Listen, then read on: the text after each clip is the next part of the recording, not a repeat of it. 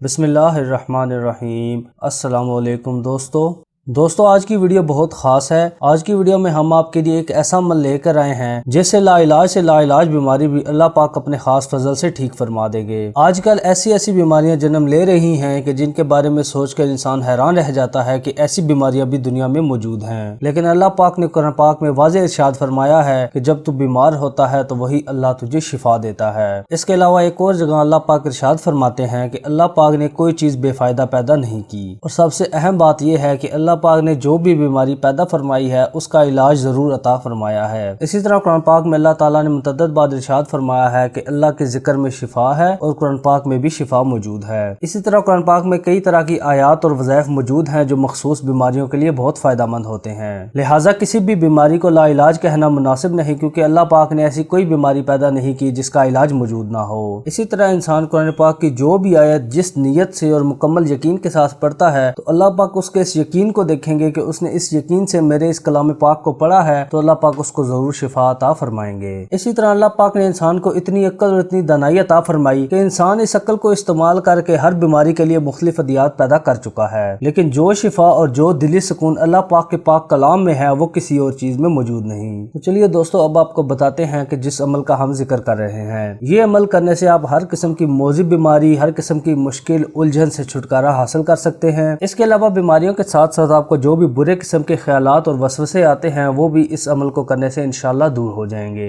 دوستو آپ کو بتاتے چلیں کہ آپ کے سبسکرائب کرنے سے ہماری حوصلہ افزائی ہوتی ہے، اس لیے ہمارے چینل کو سبسکرائب کریں، اس ویڈیو کو ضرور شیئر کریں تاکہ زیادہ سے زیادہ لوگ اس عمل سے فائدہ اٹھائیں اور اپنی پریشانی سے چھٹکارا حاصل کر سکیں۔ تو دوستو 99 بیماریوں کے شفا کا وظیفہ کچھ یوں ہے کہ ہر روز نماز کے بعد وہیں جائے نماز پر بیٹھ کر 11 مرتبہ درود ابراہیمی پڑھیں، اس کے بعد 100 مرتبہ یہ تسبیح پڑھیں، لا حول ولا قوت الا باللہ۔